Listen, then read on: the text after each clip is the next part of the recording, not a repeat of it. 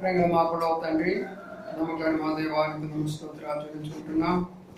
ఇప్పటి వరకు కూడా ఆరాధనలో మీరు సహాయపడుతూ వచ్చారు. వాళ్ళ కొరకు మేము సిద్ధపరచండి. బలమైనటువంటి ఆసనాన్ని కూడా జ్ఞాపకం చేసుకోనండి. కొన్ని మాటలు ప్రభా అభిషేకించి దయచేయమని ప్రార్థన చేస్తున్నాం. వచ్చిన ఒక్కరు కూడా కడిగి వెళ్లకుండా వారి వారి భాగాలు పొందట్లో సహాయించమని వేడుకుంటున్నాం. ప్రభా మీరే కృషి పెంచి దాన్ని కనపరచండి. స్థలం అంతా కూడా మీరు రక్త ప్రోక్షణ కిందించండి. ప్రభా మీ మహిమతో నింపండి, మీ తేజస్తో నింపండి. హృదయాల్లో శాంతి, సమాధానం, సంతోషం, ఆనందాలతో నింపండి. ఈ స్వరంతో మాట్లాడుతూ రండి. దేవుని యొక్క సన్నిధిని ప్రభా అందరూ కూడా గుర్తెరిగిన వారై మీ యొక్క మాటల కొరకు ఎదురు చూస్తే బిడ్డలుగా చేయమని ప్రార్థన చేస్తున్నాం. యేసయ్య పరిశుద్ధ నామమున స్తుతించి ప్రార్థించి కనపరచి పెడుతున్నాము తండ్రి, ఆమేన్. ప్రభువులో పాల్పొందే మునుపు మొదటి దినవృత్తాంతములు 29వ అధ్యాయం 21వ వచనం నుండి 25వ వచనాలు మార్చి చదువుకుందాం. మొదటి దినవృత్తాంతములు 29వ అధ్యాయము 21వ వచనం నుంచి 25వ వచనాలు మార్చి చదువుకుందాం. బైబిల్ తీసి అందరూ కూడా చదవండి. 359వ పేజీ. తర్వాత వారు యెహోవాకు బలులు అర్పించిరి. మరునాడు దహన బలిగా 1000 ఎద్దులను, 1000 గొర్రె పొట్టేళ్లను, 1000 గొర్రె పిల్లలను వాటి పానార్పణతో కూడా ఇశ్రాయేలీయులందరి సంఖ్యకు తగినట్టుగా అర్పించిరి.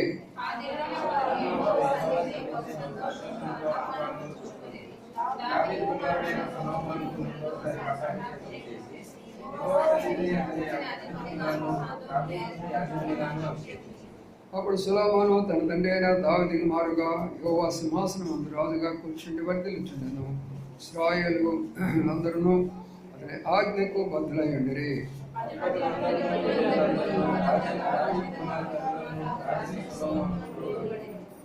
యెహోవా సొలొమోనును ఇశ్రాయేలందరి ఎదుట బహుగా ఘనపరచి అతని ముందుగా ఇశ్రాయేలీయులైన ఏ రాజైన కలగని రాజ్య ప్రభావమును అతనికి అనుగ్రహించెను. చదవని లేఖన భాగాన్ని ప్రభాషలోంచి దీవించునుగాక. ఇక్కడ మనం గమనించే విషయము, మరి దావీదు కాలంలో ఆయన కుమారుడైనటువంటి సొలొమోను ఆ సందర్భంలో జరిగినటువంటి విషయాన్ని గురించి ఇక్కడ మనం చదువుతూ ఉంటున్నాం. వాళ్ళు కొన్ని గొర్రెలను, కొన్ని మేక పొట్టేళ్లను బలులు అర్పించారట.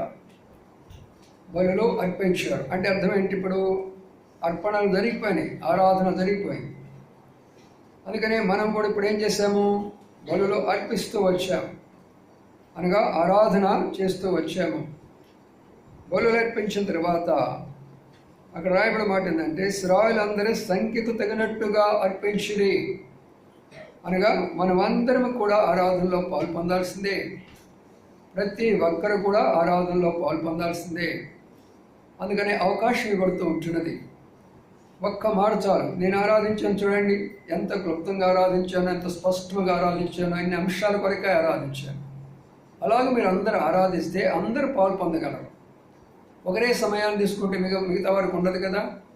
ఇశ్రాయేలీయులందరూ సంఖ్యకు తగినట్టుగా ఎంతమంది ఉన్నారో అంతమంది కూడా ప్రభుని ఆరాధిస్తుంటే దేవుని యొక్క ఆశీర్వాదాలు అందరి మీదకి వస్తాయి. ఇప్పుడు వారు ఆరాధించిన తర్వాత తెలియని విషయాన్ని చూద్దాం. ఆ దినమున వారు యెహోవా సన్నిధిని బహు సంతోషముతో అన్నపానములు పుచ్చుకొనిరి. ఆ దినాన, ఏ దినాన? ఎప్పుడైతే అర్పణలు అర్పించబడ్డాయో, ఎప్పుడైతే బలులు అక్కడ అర్పించబడ్డాయో, వారి మధ్యలో ఏమొచ్చిందంటే బహు సంతోషం వచ్చింది. దేవుని యొక్క సన్నిధిలో సంతోషము కాదు కానీ బహు సంతోషము. ప్రియమైన సోదరులారా, దేవుని సన్నిధిలో ఉన్న మనము ఎలాగ ఉన్నామో? ఇక్కడికి వచ్చిన మనము సణుక్కుంటూ వచ్చామా? ఇక్కడికి వచ్చిన మనము బలవంతంగా వచ్చామా? లేక ఇంటి దగ్గర నానా రకాల గొడవలు పడి వచ్చామా? నానా రకాలైనటువంటి యొక్క మరి ఆ పరిస్థితిలో దేవునికి ఇంటికి వచ్చామా? లేక సంతోషముగా సమాధానముగా మనం వచ్చామా? సరే, వచ్చే మంచిదే. వచ్చిన తర్వాత బలులు అర్పించిన తర్వాత వారి మధ్యలో ఏమంటుంది చెప్పండి? సంతోషం ఉండాలా. ఇక్కడికి వచ్చిన మనం అందరిలో దేవుడు ఆ సంతోషం నీలో ఇవ్వలేదు అంటే ఏదో కొరత ఉందని ఆలోచన చేసుకో. ప్రభా నాకు ఎందుకు ఈ సంతోషం లేదు, నా యొక్క హృదయంలో ఈ సంతోషం ఎందుకు లేదు? నేనేదో పాటలు పాడుతున్నాను, ఆరాధన చేస్తున్నాను, లేక నేను ప్రార్థన చేస్తున్నాను, ఏదేదో చేస్తున్నాను కాదు, కానీ నేను చేసిన దానికి నా హృదయంలో సంతోషాన్ని నేను ఎందుకు కలిగలేకపోతుంటున్నాను? అందుకని ఆ విషయాన్ని కూడా మనము అర్పించే ముందు మొట్టమొదటిగా చూసుకోవాలి. తర్వాత వచ్చినవి ఏంటంటే, అక్కడ 3వ మాట మనం గమనిస్తే, అప్పుడు సొలొమోను తండ్రి అయిన దావీదు కుమారుగా యెహోవా సింహాసనం రాజుగా కూర్చుండి వర్ధిల్లుచుండెను అనే మాట చూడండి. వర్ధిల్లటం అనగా దేవుని యొక్క ఆశీర్వాదాలు పొంది వర్ధిల్లటము. కానీ 3 విషయాలు ఇక్కడ నేను చెప్తూ వచ్చాను.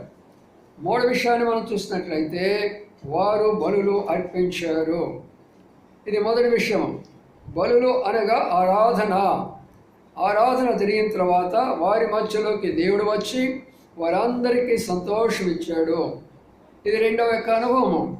వారికి సంతోషం అయిపోయిన తర్వాత వారు వర్ధిల్లటము మొదలుపెట్టేశారు. ఇప్పుడు దావీదు యొక్క కుమారుడు సొలొమోను ఇప్పుడు తండ్రిని బట్టి కుమారుడు ఆశీర్వదించబడుతూ ఉంటున్నాడు. తండ్రిని బట్టి కుమారుడు ఆశీర్వదించబడుతూ ఉంటున్నాడు. కొత్త వారు వచ్చినప్పుడు లోన పంపించండి, పాతవారు బయటికి వెళ్ళండి. కాబట్టి మీరు తండ్రిని బట్టి కుమారులు ఆశీర్వదించబడుతూ ఉంటున్నారు. ప్రియమైన సోదరులారా, ఈ శ్రేష్టమైనటువంటి మాట మీరు అర్థం చేసుకోనండి. ఇక్కడ కూర్చున్న మనం అందరం కూడా మనం కోరుకునేటువంటి విషయం ఏంటంటే, ఎప్పుడు కూడా మనం కోరుకునేది నేను ఆశీర్వదించబడాలా, నా బిడ్డలు ఆశీర్వదించబడాలా. చాలా సంతోషము అందరికీ ఉంటుంది. కానీ మనం అర్పించే బలులు, దేవుని యొక్క సన్నిధిలో అర్పించే బలులు, ఆ బలులను బట్టి నీకు నీ బిడ్డ మీద ఆశీర్వాదం ఉంటుంది.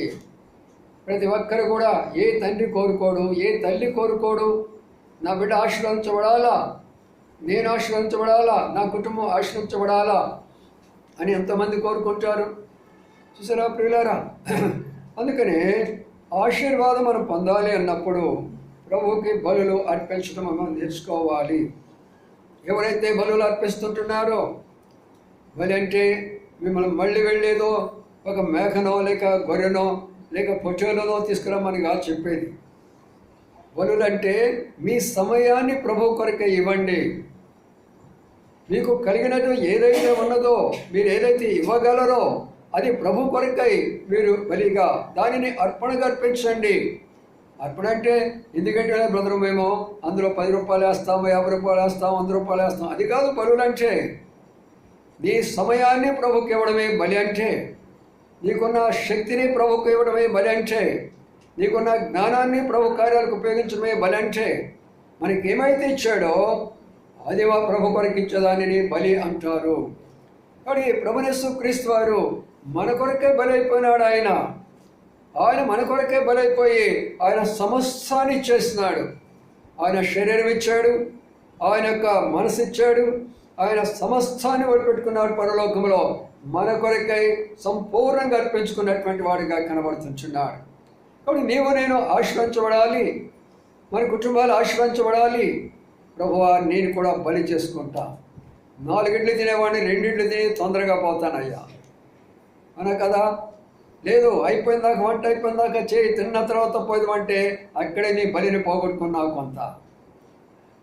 ప్రియమైన సోదరులారా, స్వాచ్ఛమంత వరకు మనం ఎంతగా ప్రభు మన కొరకు ఎదురు చూస్తూ వస్తాడంటే, మనము రాకముందు నుంచే ఆయన మన కొరకు ఎదురు చూస్తూ వస్తాడు. ఆ విషయాన్ని మనం చూస్తాం. పెందలక్కడే లూకా సువార్తలో ఉన్నమాట, పెందలక్కడే యేసు ప్రభు వారు దేవాలయంలోకి వెళ్ళాడు. తర్వాత ప్రజలు వస్తూ వచ్చినారు. నీకంటే నాకంటే ముందుగానే ఇక్కడ ఉంటాడు. ఈ పనిలే కాదు మనకు ఆశీర్వాదం ఇవ్వడానికి కొరకాయి. ప్రకటన గ్రంథం 2 అధ్యాయం అంటున్నాడు, నా ఆత్మ వారి మధ్యలో సంతరిస్తున్నది అంటాడు. దేవుని ఆత్మ ఇక్కడ సంతరించాలా. అందుకనే దైవ క్రమాన్ని మనం పాటిస్తూ వస్తాము. దేవునికి వచ్చినటువంటి ఘనత మనకి ఇస్తూ వస్తూ ఉంటాము ప్రియులారా. అందుకని ఇక్కడ ఉన్నటువంటి 3వ యొక్క రహస్యం ఏంటంటే, మనము మన కుటుంబాలు వర్ధిల్లాలి అన్నప్పుడు మన బలులు చాలా శ్రేష్టంగా ఉండాలి అనే విషయాన్ని మనం జ్ఞాపకం చేసుకోవాలి. అయితే ఇక్కడ మరొక విషయాన్ని మనం చూసుకుంటున్నాం. ఇంకొక మాట ఏమందంటే, యెహోవా సొలొమోనును ఇశ్రాయేలందరి ఎదుటను బహుగా ఘనపరచి. ఎవరు కనపరుస్తున్నారండి? దేవుడు కనపరుస్తున్నాడు. ఎవరిని కనపరుస్తున్నాడు? దావీదు కుమారుడైనటువంటి సొలొమోనును కనపరుస్తున్నాడు. కాబట్టి ఇప్పుడు మనలను కనపరుచుకోవడానికి చాలాసార్లు ప్రయత్నం చేస్తాం. ఈనాడు సంఘాలన్నిటిలో కూడా ఎంత ఘనపరుచుకుంటారో వాళ్ళకి వాళ్ళే ఎంత ఘనపరుచుకుంటారో, పేరు చెప్పుకుంటారు, దండలు వేసుకుంటారు, నానా రకాలైనటువంటి యొక్క దేవునికి రావాల్సిన మహిమ అంతా కూడా దొంగిలిస్తూ ఉంటున్నారు. అయితే దేవుడు మనల్ని ఘనపరచాలా? నన్ను ఘనపరచువారిని నేను ఘనపరుస్తాను అన్నాడు. ఇప్పుడు దావీదు దేవుని ఘనపరుస్తూ వచ్చాడు. అందుకనే దేవుని ఘనపరిచినాడంటే దాని అర్థం ఏంటంటే ఆయన కొరకై బలులు అర్పిస్తూ వచ్చాడు. ఆ బలులు శ్రేష్టమైనటువంటి బలులు, దేవుడికి ఇష్టకరమైనటువంటి బలులు.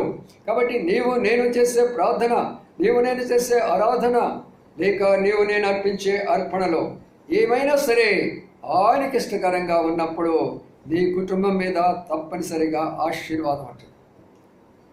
ఇది నాలో అలాగే చెప్పరు కదా, మా దగ్గర రండి, నూనె బాటలు అమ్ముతున్నాము, ఈ నూనె బాటలు తీసుకొని పోండి, మీరు ఆశీర్వాదించబడతారు, నాకు డబ్బు వేసుకుంటారు నూనె బాటలు అని అమ్ముకొని బ్యాంకులో. ఇన్ని సంఘాలు రాత్రి లేవు. దేవుడు మనలను శ్రేష్టమైనటువంటి సంఘములోకి నడిపించాడు. దైవదర్శనం కలిగినటువంటి సంఘములోకి నడిపించాడు. ఒక క్రమమైనటువంటి సంఘములోకి నడిపించాడు. యేసు రక్తంలో కడగబడినటువంటి పరిశుద్ధ రక్త సంఘములోకి మనం నడిపించినాడు. వాడి ప్రియమైన సోదరి సోదరులారా, మన ఆశీర్వాదాలు మన బలుల మీద ఆధారపడి ఉంటుంది. బలి అంటే ముందుగా చెప్తూ వచ్చాను, ఆనాడు ఇశ్రాయేలు వాళ్ళ యొక్క పాప పరిహారం కొరకై పక్షులను, పశువులను, గేదెలను, రకరకాల వాటిని బలు అర్పిస్తూ వచ్చేవాడు. ఈనాడు నువ్వు చేయవలసిన పని లేదు. ఆ బలంతా ఆయన పూర్తి చేశాడు సిలువలో. ప్రభువా, ఇప్పుడు నాకేమున్నదో అది నీకు నేను బలి చేసినట్లయితే నా మీద, నా కుటుంబం మీద నీ ఆశీర్వాదం ఉంటుంది. అంతేకాదు నా బిడ్డలు వర్ధిల్లుతారు. మనందరూ కోరుకునేది అదే కదా, వర్ధిల్లడం అనుకుంటే చాలామంది అనుకుంటారు మా అబ్బాయికి 50,000 వస్తున్నాయి సార్, 1,00,000 వస్తే బాగుంటుంది అంటారు. అటు పోయి అన్యులు చూడండి, వాళ్ళకి 4 లక్షలు వస్తాయి, 10 లక్షలు వస్తాయి. అది కాదు వర్ధిల్లం అంటే. నీ బిడ్డలు ఎంతవరకు ప్రార్థన చేయగలుగుతున్నారు? నీ కుటుంబంలో బిడ్డలు ఎంతవరకు ప్రార్థన చేయగలుగుతున్నారు? ఎంతవరకు ఆత్మీయంగా జీవించగలుగుతున్నారు? ఎంత సమయం వారు మా బైబిల్ వాక్యాన్ని చదువుతూ ఉంటున్నారు? దేవుని కార్యాలంటే ఎంతగా ఇష్టపడుతూ ఉంటున్నారు? అది వర్ధిల్లడం అంటే. అన్యుల్లాగా వాళ్ళకు 1,00,000 వచ్చినాయి, మాకు 1,00,000 వచ్చాయి, మా అబ్బాయి ఇక్కడున్నాడు, మా అబ్బాయి ఇక్కడున్నాడు, మాకు అది కాదు. అదంతా కూడా లోక సంబంధమైనటువంటిది. దానిని వర్ధిల్లడం అని అన్నారు. సొలొమోనుకి ఎంతో ఉన్నది, అది కాదు వర్ధిల్లటము. ఆత్మైనటువంటి స్థాయిలో మన బిడ్డలు వర్ధిల్లాలి. అందుకని ప్రియులారా, ఆ వర్ధిల్లడం అనేది ఎక్కడ దేని మీద ఆధారపడి ఉంటే మనము చేసే బలి మీద. ఏమి బలులు చేస్తూ వచ్చాడో చాలా విషయాలు ఉన్నాయి. అదే మీకు బైబిల్ స్టడీ రోజు చెప్తూ వస్తున్నాను. దావీదు సమస్తమును పోగొట్టుకున్న వాటన్నిటినీ సంపాదించుకున్నాడు. అందుకని దాని మీద జనవరి నెలంతా చెప్తూ వచ్చాను. అసలు ఆయన సంపాదించుకోవడానికి, పోగొట్టుకుని అసలు సంపాదించుకునేది ఏంది మొట్టమొదట అవి మనం చూసుకోవాలి కదా. అప్పుడు మనకు అర్థమైపోతుంది ఆయన ఏమి సంపాదించుకున్నాడు, ఎలాగా సంపాదించుకున్నాడు, ఎలాగా పోగొట్టుకున్నాడు, ఎలాగ దాన్ని తిరిగి తీసుకొని వచ్చినాడు. ఈ 4 అంశాలు చాలా శ్రేష్టమైనటువంటివి. అందుకనే ఇప్పుడు మనం చూసినట్లయితే అక్కడ ఒక విషయాన్ని మనం గమనిస్తాం. 29వ అధ్యాయంలో మొదటి వచనం చదువుతున్నాను వినండి. తర్వాత రాజైన దావీదు సర్వ సమాజంతో ఇలాగ సెలవిచ్చును, దేవుడు కోరుకొని నా కుమారుడు సొలొమోనుకును లేత ప్రాయం గలవాడై ఉన్నాడు. కట్టబో ఆలయము మనుషులకు కాదు, దేవుడైన యెహోవాకే గనుక ఈ పని బహు గొప్పది. ఇది మొట్టమొదటిగా దావీదు యొక్క జీవితంలో జరుగుతున్నటువంటి విషయాన్ని అర్థం చేసుకోనండి. దావీదు వర్ధిల్లాడు, తన కుటుంబం వర్ధిల్లింది, తన రాజ్యం వర్ధిల్లింది, తన బిడ్డలను వర్ధిల్లారు. మనం అందరం కోరుకుంటాము కదా, మనం అందరం కోరుకుంటాం నా కుటుంబము, నా బిడ్డలు, నా బంధువులు, నా సంఘము అన్నీ కూడా వర్ధిల్లాలని కోరుకుంటాం. అయితే ఇక్కడ ఉన్న మాట, ఒక రాజు అయి ఉన్నాడు. ఆయన మనసు ఎక్కడికి పోయింది తెలిసిన? దేవుని యొక్క మందిర విషయం అయిపోయింది, దేవుని యొక్క ఆలయం కొరకైపోయింది. ఆయనకి ప్యాలెస్ లేదా ఉండటానికి? ఆయనకి ఎన్ని ప్యాలెస్లు లేవు, మనకి ఎన్ని అపార్ట్మెంట్లు లేవు. అయితే ఆయన యొక్క మనసు ఎక్కడ ఉందో చెప్పండి? దేవుని యొక్క ఆలయం మీద ఉంది. దేవుని యొక్క ఆలయము, ఈ పని గొప్పది. దేవుని యొక్క ఆలయం అనేటటువంటిది ఈ లోకములో కట్టడం అనేది చాలా గొప్ప విషయము. చాలామందికి ఈ విషయం తెలియదు. వాళ్ళు కట్టిన అన్ని మందిరాలు అనుకుంటున్నారు. అందుకనే తగాదులు, అందుకనే కోర్టు కేసులు, అందుకనే నానా అవస్థలు మనమే మన కళ్ళతో చూస్తున్నాం. ఏం కారణము? దేవుని ఇష్టం లేకుండా, దేవుని చిత్తం లేకుండా, దేవుని యొక్క ఏర్పాటు లేకుండా, దేవుడు చూపించిన స్థలం లేకుండా ఏదో డబ్బు ఉందని కట్టుకోవడము, తర్వాత కొట్లాడ పెట్టుకోవడం కాదు. ప్రభు కొరకై ప్రార్థన చేస్తూ వచ్చాడు దావీదు. అందుకనే ప్రియమైన సోదరి సోదరుడా, ఈ పని గొప్పది. ఇందాకనే మరి మొదటి విషయం మనం వర్తమానం వింటూ వచ్చాము. గొప్ప దేవుడు, మరి గొప్ప దేవుడికి గొప్ప పని ఉంది. ఆ గొప్ప పనిలో నీకు భాగం ఇచ్చాడయ్యా. ఆ గొప్ప పనిలో మరి భాగం ఇచ్చారమ్మా. మనం ఏమనుకుంటున్నామంటే ఎన్నో మందిరానికి వెళుతున్నాం, ఏదో చేస్తూ ఉంటున్నాం, ఏదో చేపలు దొరుకుతున్నాం, మైకులు పెడుతుంటున్నాం, లేకపోతే ఏదో చిన్న పని చేస్తున్నాను. కాదు, సర్వలోకానికి గొప్ప దేవుడు. ఆ గొప్ప దేవునిలో, ఆ పనిలో నీకు ఒక చిన్న భాగం ఇచ్చాడు. అదెంతో మనకు ధన్యకరమైనటువంటి విషయం. అందుకని ఆ భాగంలో, ఆ పనివారిలో నేనుండాలా, నా వంతులో నేనుండాలా అనేటటువంటి ఒక స్థాయిలోకి మనం ఎదగాల. రావడము, కూర్చోవడము, వింటము, పోవడము, అది కాదు చర్చి. ఇప్పుడు ఒకరు వస్తుంటే ఒక ఆయన కారులో 4 కూర్చోబెట్టుకున్నాడు, పోతున్నాడు అక్కడ ఒక చర్చికి. ఏవయ్యా బాబు, మీకు ఇంత దగ్గరగా ఉంది, శ్రేష్టమైనటువంటి ఆత్మీయ వాక్యం ఉన్నది, రావచ్చు కదా, చక్కగా వినవచ్చు అంటే, ఆ చర్చి వాడమండి మేము, మారు మనసులు అయిపోయా, ఇంటిలో సినిమాలు అయిపోయా, అన్ని రకాల అలవాట్లు అయిపోయా, ఎంతకాలం అలాంటి నామకార్థమైన జీవితాల్లో ఉంటారు నా ప్రియమైన సోదరి సోదరులారా. అందుకనే ఆ పని గొప్పది. ఇప్పుడు ఈ పని గొప్పది కొరకై ఆయన ఏం చేసినాడో చూద్దాం రండి. ఇక్కడ ఒక మాట గమనిస్తాం. 2వ వచనం నాకు సహోదరుడు చదవండి, బ్రదర్స్ చదవండి. నేను బహుగా ప్రయాసపడి నా దేవుని మందిరమునకు కావలసిన బంగారపు పనికి బంగారమును, వెండి పనికి వెండిని, ఇత్తడి పనికి ఇత్తడిని, ఇనుప పనికి ఇనుపను, కర్ర పనికి కర్రలను, గోమేధికపు రాళ్లను, చెక్కుడుపు రాళ్లను, వింతైన వర్ణము గల పలు విధమైన రాళ్లను, మిక్కిలి వెలగల నానావిధ రత్నములను, తెల్ల చూలువ రాయి విశేషంగా సంపాదించు. చూడండి, ఇవన్నీ రాయడం అవసరమా?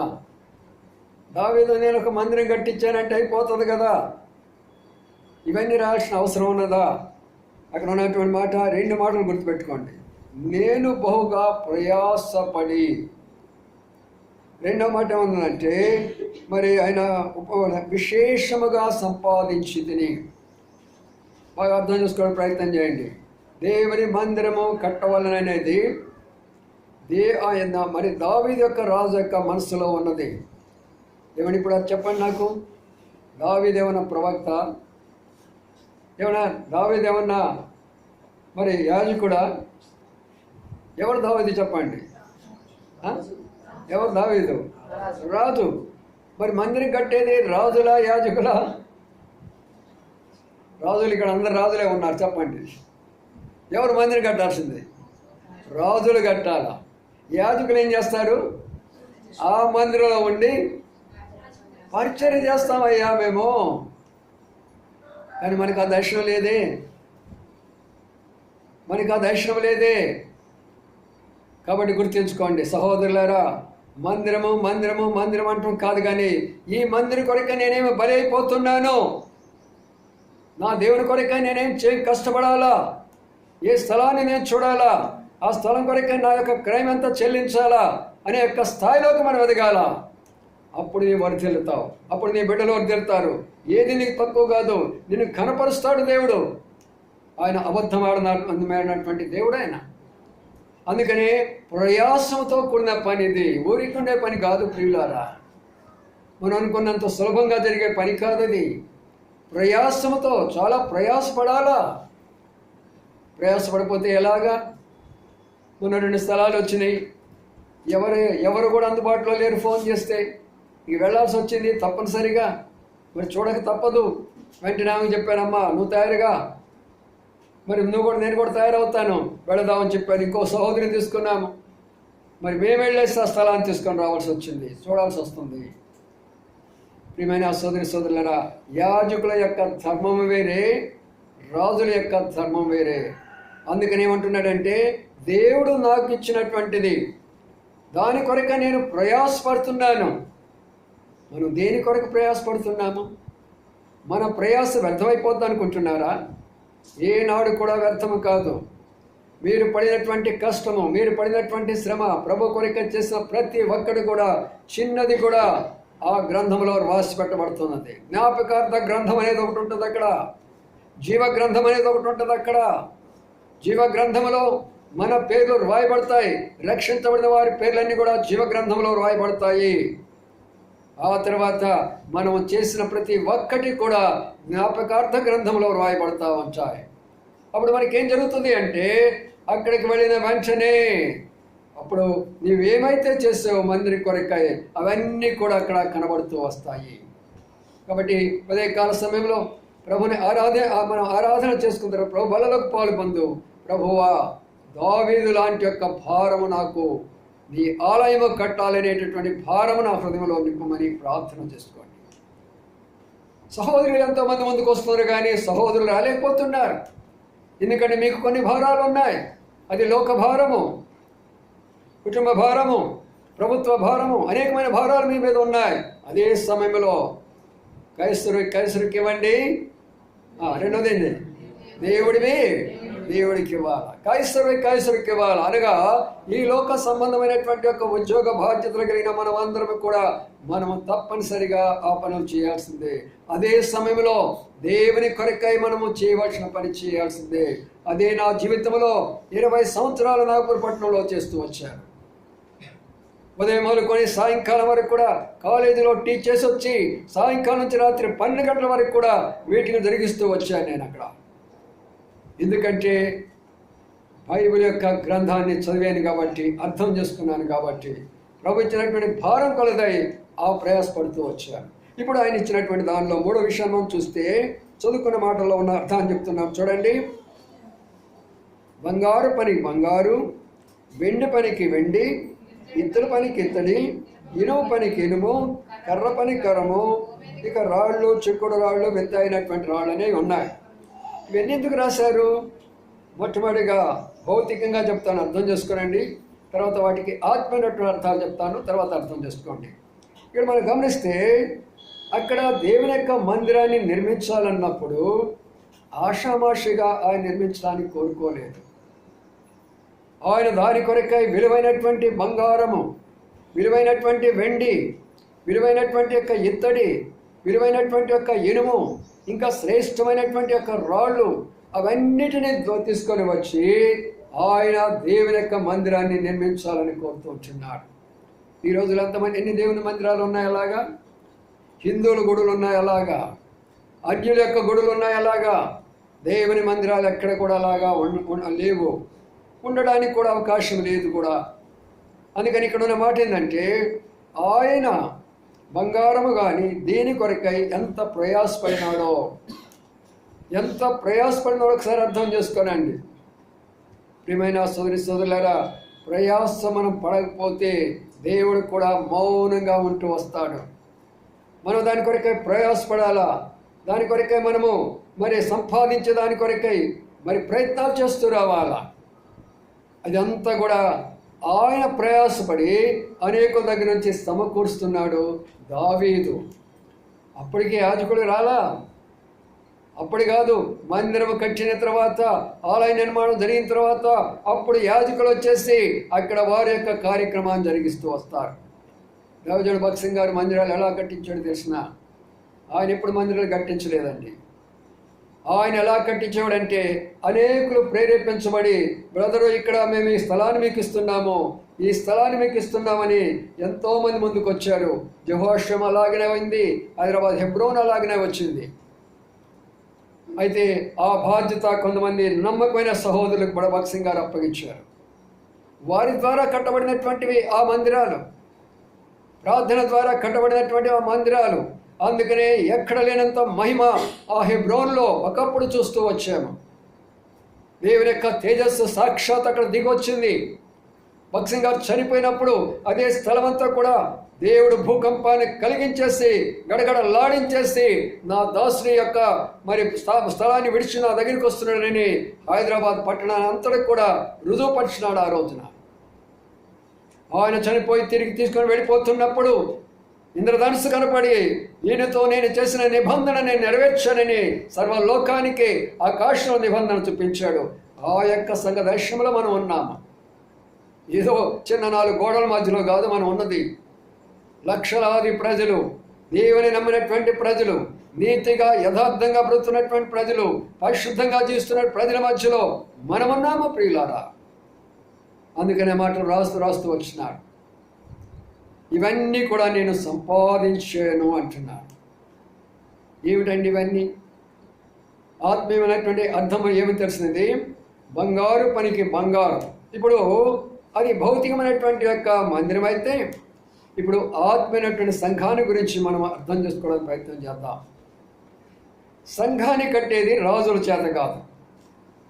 సంఘము రాజుల వల్ల కాదు కట్టాలంటే, యాజకుల ద్వారా కట్టబడుతుంది సంఘం. దేవుని యొక్క సేవకుల ద్వారా సంఘం కట్టబడుతుంది. సంఘానికి ఆలయానికి ఉండే తేడాలు గుర్తు చేసుకోనండి. ఆలయం అనేటటువంటిది భౌతిక సంబంధమైనటువంటి యొక్క కట్టడం. సంఘం అనేది ఆత్మ సంబంధమైనటువంటి కట్టడము. అందుకనే ఇప్పుడు దీనిలో బంగారు పని బంగారం అంటే దీని యొక్క అర్థమేమనగా, బంగారము దైవత్వానికి గుర్తుగా ఉంటుంది. కాబట్టి సంపాదించే మన సంపాదనలో మన ఆత్మలు ఎలాగా ఉండాలంటే వారు దైవత్వము కలిగిన వారిగా కనబడాలా. వెండి దేని తెలియచేస్తుందంటే విమోచనను తెలియచేస్తున్నది. అనగా వారు రక్షించబడి విమోచించిన ప్రజలుగా ఉండాలి. మూడవదిగా వారు ఇత్తడి, అది తీర్పుకు సాదృశ్యం కనబడుతుంది. ఆ ఇత్తడి సర్పం ఎత్తినప్పుడు వారి మీద ఉన్న తీర్పు తొలగిపోయింది కాబట్టి తీర్పుకు సాదృశ్యంగా ఉన్నది. అలాగే ఇనుము శక్తికి సాదృశ్యంగా కనబడుతున్నది. దేవుడిచ్చినటువంటి శక్తిని ఇనుము రుజువుపరుస్తున్నది. ప్రభు కొరకై బలమైనటువంటి వారిగా మరి నిలబడాల సంఘం అనేది తెలియచేస్తున్నది. అంతేకాదు విలువైనటువంటి రాళ్ళు అక్కడ గురించి రాయబడ్డది. అనగా దేవుని యొక్క ఇంటిలో ప్రతి వ్యక్తి కూడా విలువైనటువంటి వ్యక్తి. ప్రతి వ్యక్తి కూడా సహోదరైనా సహోదరి అయినా ప్రతి ఒక్కరు విలువైన వ్యక్తి. ఒకరు ఎక్కువ కాదు, ఒకరు తక్కువ కాదు, ఒకరు గొప్ప కాదు, ఒకరు తక్కువ కాదు. దేవుని ఇంటిలో అందరిమీ సమానం అనే విషయాన్ని మనం జ్ఞాపకం చేసుకోవాలి. అందుకనే దావీదు భక్సింగ్ గారు ఎప్పుడు అదే మాట ఉపయోగిస్తూ ఉండేవాడు. In the house of God, we are all equally valuable and we are equally needed people. అనగా మనము దేవుని కంటిలో అందరిమీ సమానమైనటువంటి వారిమి, మనం అదే విలువైనటువంటి వారిమి, అవసరమైనటువంటి వారిమి. ప్రతి చిన్న విషయంలో కూడా ప్రియమైన సోదరులారా, మనము దేవుని దృష్టిలో విలువైనటువంటి వారమని గుర్తుంచుకోండి. ఈ లోకం నీకు విలువ ఇవ్వకపోవచ్చు, నీ బంధువులు నీకు విలువ ఇవ్వకపోవచ్చు, ఎవరైనా నీకు విలువ ఇవ్వకపోవచ్చు, కానీ దేవుడు నీకు విలువిస్తాడు. అందుకని ఆ మాటలు రాస్తూ ఈ మాటలు చెప్పాడైనా ఏమనంటే, మనం విలువైనటువంటి వారము, అవసరమైనటువంటి వారము. దేవుని ఇంటిలో ప్రతి ఒక్కరి అవసరత ఉన్నది. ఇది దేవుని యొక్క ఇల్లు. అందుకనే శరీరానికి పోల్చిన కాళ్ళు నడుస్తూ ఉంటే, కళ్ళు చూస్తూ ఉంటే, చెవులు వింటూ ఉంటే, నోరు మాట్లాడుతూ ఉంటే, చేతులు చేస్తూ ఉంటే, అందుకనే ఎవరికి అప్పగించిన బాధ్యతలు, ఎవరికి ఉన్నటువంటి తలాంతులు వారు ఉపయోగించుకుంటుంటే ఆ మందిరంలో ఆయన ఉంచాడు. లేదు వారానికి ఒకసారి నేను టీవీలో కనపడతాను, నేను ఇట్లా మీకు చెప్తాను, అందరు రండి మీకు అంటే అది కానే కాదు. చాలామంది దినాల్లో మోసపోతున్నారు. దేవుని యొక్క మందిరానికి టీవీలు ఎంతో ఆటంకరమైపోయినాయి. దేవుని మందిరానికి వారు ఎంతో ఆటంకం కల్పిస్తుంటున్నారు. వారి యొక్క మోసంలో నుంచి బయటపడండి, ఆ ఉచ్చుల్లో నుంచి బయటపడండి. అందుకని ప్రియులారా, దేవుడు తన ఆలయాన్ని నిర్మించాలా, అక్కడ యాజకులు ఉంటారు, అక్కడ ధర్మం జరగాల, అక్కడికి వచ్చిన ప్రతి ఒక్కరికి కూడా దేవుడు ఆశీర్వదించి పంపేవాడిగా ఉంటాడు. ఆ టీవీలో ఉండి నేను బల్ల విరుస్తానంటే ఈ మధ్య నేను చూస్తూ వచ్చాను. నాకు ఆయన ఒక టీవీలో బల్ల ఇరుస్తున్నాడంట, ఈవిడంట ఇంట్లో కూర్చొని ఏమైనా రొట్టె ఇరుస్తుందంట. ఏమైనా కరోనానా? పని కరోనాలే పోలేకపోయినారు అనుకోవచ్చు కదా. ఎంత మోసయుక్తమైనటువంటిది, ఎంత మోసయుక్తమైనటువంటిది. అందుకనే దేవుని యొక్క ఇంటిలో బంగారు లాంటి వాళ్ళు అవసరము, విలువైనటువంటి యొక్క వెండి లాంటి వారు అవసరము, మరి ఇత్తడి లాంటి వాళ్ళు అవసరము. వీళ్ళందరినీ కూడా దావీదు ఏం చేస్తున్నాడంటే సంపాదిస్తున్నాడు. మరి నీ సంపాదన ఇది ఎంతవరకు సంపాదించుకున్నారు ఒక్కొక్కరు? మన అమ్మాయి ఉంది, ఒక అమ్మాయి ఇక్కడ హాస్పిటల్ పోతుంది పాపం, ఇంకొక ఆమె తీసుకొని పోతుంది. మన పోయిందంట, ఊరికి పోదు, ఏదో ఒక గిరిహారం తీసుకొని పోతూ ఉంటుంది. ఆడికి వెళ్ళిన తర్వాత ఎన్ని ఇబ్బందులు తెలిసినా, ఎందుకు వచ్చాను ఇక్కడికి, ఈ అమ్మాయిని ఫోటో తీయండిరా, ఈ అమ్మాయిని వీడియో తీయండిరా. వీళ్ళు ఉన్నారు కదా ఈ మధ్యలో మనకున్నటువంటి వాళ్ళు కొంతమంది వ్యతిరేకులైనటువంటి వారు కదా. ప్రభు కొరకే ఆత్మ సంపాదించినప్పుడు కొన్ని పరిస్థితులు మనం ఎదుర్కోవాల్సి వస్తుంది. కాబట్టి ఇది ఎందుకు చెప్తున్నానంటే, ప్రయాసపడాలా మనము, అప్పుడే మన కుటుంబాల మీద ఆశీర్వాదము, మన బిడ్డల మీద ఆశీర్వాదం ఉంటుంది. అంతటితో ఊరుకోలే ఆయన. మరో మాట అంటున్నాడు చూడండి, ఈ మాట ఇంకా చాలా శ్రేష్టమైనట్టు. 3వ వచనంలో, 3వ వచనం ఇంకోసారి చదవండి. మరియు నా దేవుని మందిరము మీద నాకు కలిగి ఉన్న మక్కువ చేత నేను ఆ ప్రతిష్టమైన మందిరము నిమిత్తము సంపాదించి ఉంచిన వస్తువులు గాక నా స్వంతమైన బంగారమును వెండిని నా దేవుని మందిరము నిమిత్తము నిచ్చెదను. చూసారా ప్రియులారా, ఇప్పుడు అదంతా కూడా రాజ్యం మీద పెట్టేస్తున్న ఒక భారం ఇప్పుడు తన ఇంటి మీదకి వస్తుంటున్నాడు. అక్కడ రాయబడిన మాట ఏం తెలిసిన, నా మందిరం మీద ఉన్న మక్కువ అంటే గాఢమైనటువంటి ప్రేమ. దేవుని మందిరం అంటే ప్రేమ ఉండాలమ్మా, దేవుని మందిరం అంటే ప్రేమ ఉండాలా. యవనస్తులారా, బలవంతంగా చెప్పుకుంటున్నారు మీరు తల్లుల చేత, బలవంతంగా పిలిపించుకుంటున్నారు తండ్రుల చేత. యవనస్తులైనటువంటి మీరు దేవుని మీద మక్కువ చూపిస్తే దేవుడు నిన్ను ఆశీర్వదిస్తాడు. ఆ మాటలు మర్చిపోతున్నారు మీరు. అమ్మ రమ్మంది, నాన్న రమ్మన్నారు, లేకపోతే తిట్టారు, లేకపోతే బలవంతం చేశారు. ఎందుకు ఇవన్నీ కూడా? దేవుడిని ఆశీర్వదించాలని నీకు ఆ విశ్వాసం ఉంటే రా ఇక్కడికి. అందుకని దేవుని యొక్క మందిరం మీద ఉన్న మక్కువ చేత, అనగా ఆ మందిరం మీద ఉన్న గాఢమైనటువంటి ప్రేమ చేత ఇప్పుడు ఏం చేస్తున్నాడంట, తన సొంతదైన దానిలోంచి బయటికి తీసుకొస్తున్నాడు. తన సొంత దానిలోంచి బయటికి తీసుకొని వస్తుంటున్నాడు.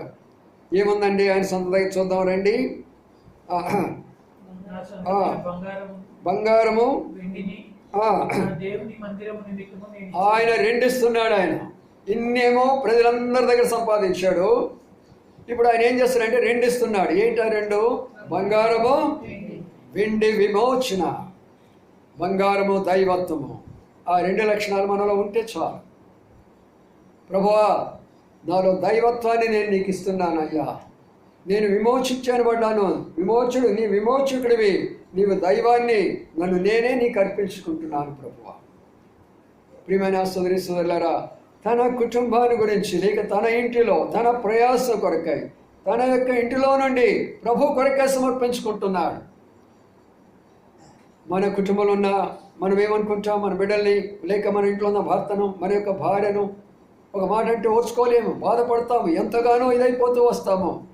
కానీ వాళ్ళలో దైవత్వం కొరకు ఎప్పుడైనా ప్రార్థన చేస్తున్నావా? వాళ్ళలో ఎప్పుడైనా సరే విమోచన కొరకై ప్రార్థన చేస్తున్నావా? కొన్ని సంవత్సరాల క్రిందట ఒక స్థలంలో జరిగిన సంఘటన. ఒక సహోదరి ప్రభుని అంగీకరించింది విగ్రహారాధికుల కుటుంబంలో నుంచి. భర్తకు చాలా కోపము, చాలా బాధించేవాడు, చాలా హింసించేవాడు. ఎన్ని చేసినా కూడా తను నోరెత్తి మాట్లాడేది కాదు. మౌనంగా అన్ని పనులు చేసుకుంటూ వచ్చేది. ఎంతగానో వేధించాడు, ఎంతగానో బాధించాడు, అవమానపరిచేవాడు. తన దేవుడి కొరకై తను నమ్మిన నిజమైనటువంటిది వస్తువులు అని చెప్పేసి ఎంతగానో బాధలు పెడుతూ వచ్చాడు. అయితే అమ్మాయి విశ్వాసాన్ని తొలగించుకోవాలా, ప్రభు మీద ఆధారపడుతూ వచ్చింది, ప్రార్థన చేస్తూ వచ్చింది.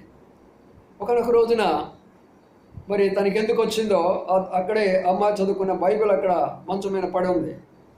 అతను వెళ్ళి ఆ బైబిల్ తీసుకొని ఇందులో ఏముంది, పొద్దుకూరి పిచ్చిది ఒకటే పనికి బైబిల్ చదువుతుందని తను చదవడం మొదలుపెట్టాడు. మత్తయి సువార్త 5, 6, 7 అధ్యాయాలు చదివినప్పుడు తన బుర్ర పనిచేయటం మానిపోయింది. అరే, ఇక్కడున్న లక్షణాలన్నీ కూడా నా భార్యలో కనబడుతున్నాయి. మీరు ఎప్పుడు చదువుకున్నారా? మత్తయి 5, 6, 7 చదవాలా? ఇది చదువుతారు, చదవాలా? ప్రతి ఒక్కరు చదవండి. అందరు కూడా నేను ఇదే చెప్తాను, అంత హైదవులు అందరూ కూడా నేను ఇదే చెప్తాను. నీ భగవద్గీత మొత్తం చదువుకో, నీ రామాయణం మొత్తం చదువుకొని మత్తయి సువార్త 5, 6, 7 అధ్యాయాలు ఆ లక్షణాల నుంచి చెప్పన్నాను. ఏ గ్రంథంలో లేవా ఆ యొక్క మనకి పరలోకం పోవాలంటే బైబిల్ అంతా కూడా అవసరం లేదు. ఆ 3 అధ్యాయాలు చాలు మనకు. మత్తయి 5, 6, 7 అధ్యాయాల్లోనే ఈ యొక్క 66 పుస్తకాలు ఎక్కడ అంతా కూడా అందులోనే ఉంటుంది. అంత గొప్పగా 3. అందుకని మీరు విన్నారో వెళ్ళేది నాకు తెలియగానే లైన్ బై లైన్ నేను షార్ట్ మెసేజ్లో ప్రతిరోజు మీకు అందిస్తాను. 5, 6, 7 అధ్యాయాలు ప్రతి దానిని 10 నిమిషాలు 15 నిమిషాలు అర్థం చేసుకుంటారని. ఇప్పుడు అవి చదువుకున్నాడు. చూసుకున్న తర్వాత ఏమిటి ఇవన్నీ కూడా నా భార్య లక్షణాలన్నీ ఇక్కడ ఉన్నాయి, నా భార్య లక్షణాలు ఇక్కడ ఉన్నాయి. ఆశ్చర్యపోయినాడు. అక్కడేముంది అందులో మత్తయి సువార్తలు అనేకమైన ఉన్నాయి కదా. ఒక్క మాట ఏముంది, నీ శత్రువులను ప్రేమించండి, నేను హింసించు వారి కొరకు ప్రార్థన చేయండి, నా నిమిత్తం నేను దూషించు వారి కొరకు సంతోషించండి, పరలోకం మీద యొక్క. అందుకనే నా భార్య నన్ను ఎప్పుడు కూడా ఒక మాట అనలేదు, ఇదా కారణమో అని. ఈసారి ఏం చేస్తారంటే మరి తానే లేచి వచ్చి తన దగ్గరికి కూర్చొని, ఏమా ఒక మాట అడుగుతాను ఏమనుకోగాకను, ఏమండి ఏమైంది అని అన్నాడు. ఏం లేదు, నన్ను క్షమించు అని అన్నాడు. నేను క్షమించడమా, మీరేం చేశారు అని ఆయన అన్నాను. కాదు, ఇంతవరకు కూడా నేను దూషించాను, నేను ద్వేషించానమ్మా. నేను ఇప్పుడు ఆ గ్రంథం చదువుకుంటే నాకు అర్థమైంది, ఇక నుంచి మన ఇద్దరు పోదాంలే మందిరానికి. ఉన్నాయా లక్షణాలు? ఎవరు అన్నాను ఇక్కడ ఉంటే మీ భర్తలు తప్పనిసరిగా ఇక్కడ ఉంటారు.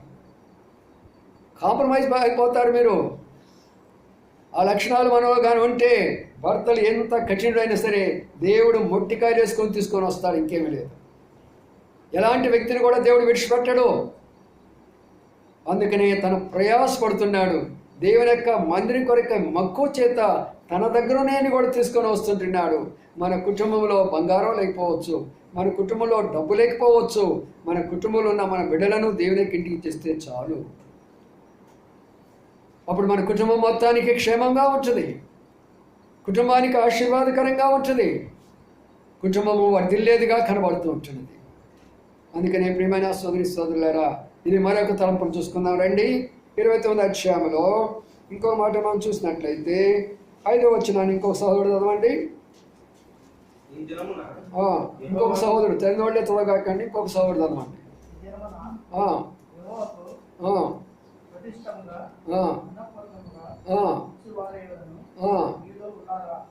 చాలు. ఇక్కడ నా మాట చూసారా? ఇప్పుడు తన అనుభవం చేసిన తర్వాత అక్కడ ఉన్నటువంటి అధికారులు అధిపతులతోటి వాళ్ళందరితో చెప్తూ ఉంటున్నాడు. ఏమంటున్నారు తెలిసిన? ఎంత మంచి మాట ఉందో.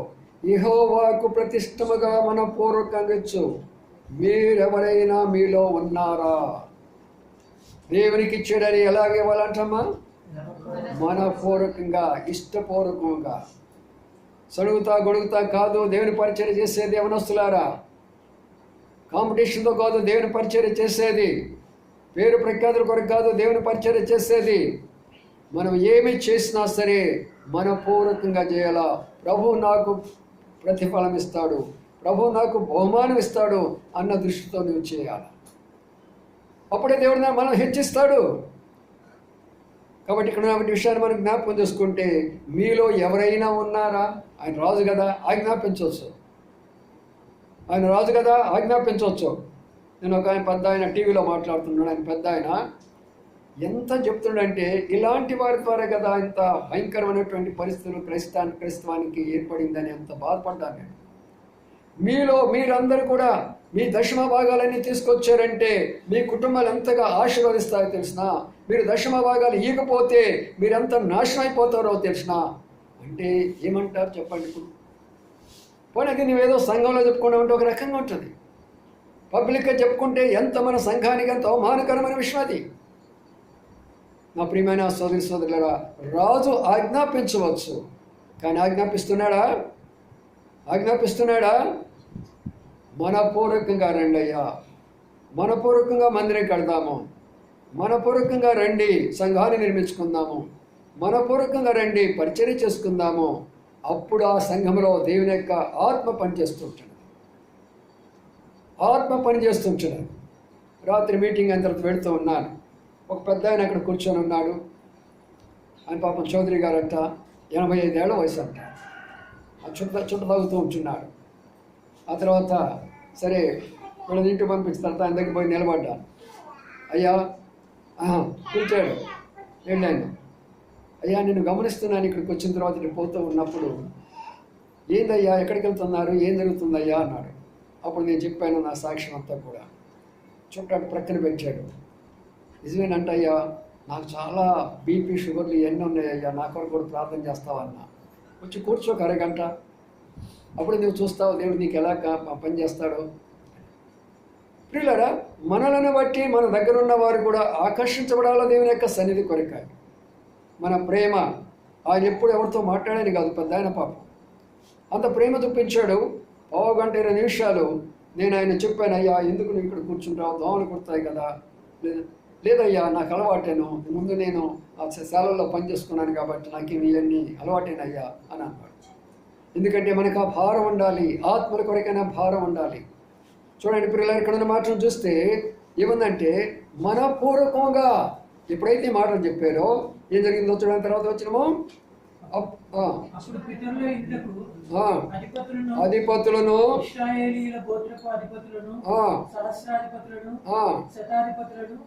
రాజు పని మీద నియమింపబడిన అధిపతులను కలిసి మనపూర్వకంగా దేవుని మందిర పనికి 10,000 మనుగల బంగారమును, 20,000 మనుగల బంగారపు గ్రాములను, 20,000 మనుగల వెండిని, 36,000 మనుగల ఇత్తడిని, 2 లక్షల మనుగల ఇనుమును ఇచ్చింది. తమ యొద్దకు రత్నములను వారు వాటిని తెచ్చి యెహోవా మందిరపు బొక్కసము మీదనున్న గెరేషినీయుడైన యెహీయేలునకు ఇచ్చింది. చూసారా ప్రియులారా, రాజుగారు చెప్పినప్పుడు ఎంత కదిలింపు వచ్చింది. అక్కడ బలవంతంగా తీసుకురమ్మని చెప్పాడా? ఏం చెప్పాడు అక్కడ? మనపూర్వకంగా ఎంతమంది కదిలారంట చూడండి. అధిపతులు, అధికారులు, సహస్రాధిపతులు, శతాధిపతులు, రాజు నియమింపబడిన అధిపతులు కలిసి మనపూర్వకంగా మందిరానికి వస్తున్నారు. దేవుడు మనకి ఎందుకు ఇచ్చాడు ఇంత ఉన్నతమైన స్థానాలు, ఎంత మంచి ఉద్యోగాలు మనకి ఇచ్చాడు, ఎంత స్థాయిలోకి మనం ఎదుగుతూ ఉంటున్నాము. ప్రభు ఇంత స్థాయిలోకి నాకు ఇచ్చావు, ఇంత స్టేటస్ నాకు ఇచ్చావు, ఇంత మరి ఉన్నతమైన స్థాయిలోకి నేను ఇచ్చావు, కాబట్టి నేను నీ కొరకు ఇదే స్థాయిలో నేను ముందుకు వెళ్తానని మనం ఎప్పుడైతే ప్రభు ముందుకు వస్తామో అద్భుతంగా ప్రభు మనలను ఆశీర్వదించేవాడిగా కనబడుతున్నాడు.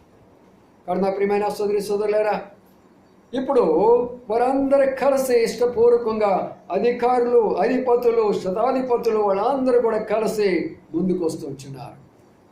మనం దేవుని పని పరిచర్య కావాలంటే అందరూ ఏం చేస్తూ ఉంటారు తెలిసిన?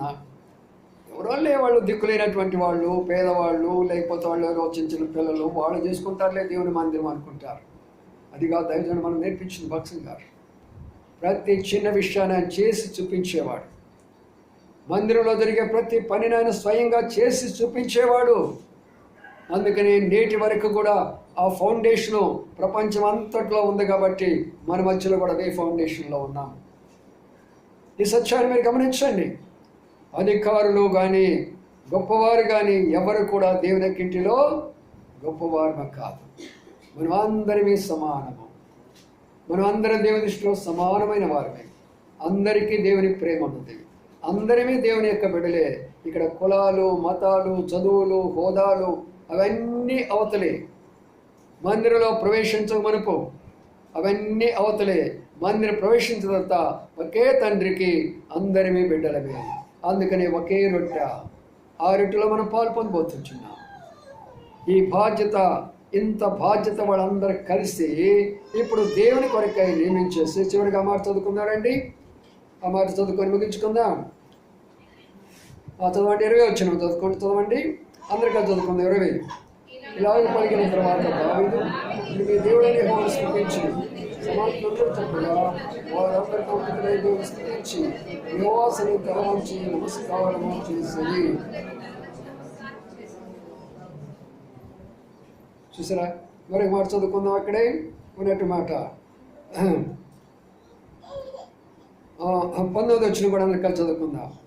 నా కుమారుడైన సొలొమోను నీ ఆజ్ఞలను నీ శాసనములను నీ కట్టడలను కైకొనచి వాటిని అనుసరించినట్లు నీ కట్టవలసిన ఆలయం కట్టుకున్నట్లు అతనికి నీ దోషములకు నేను దయచేయము. నిజంగా ఒకటి ధ్యానిస్తుంటే చాలా ఆశ్చర్యకరంగా ఉంటుంది కదా.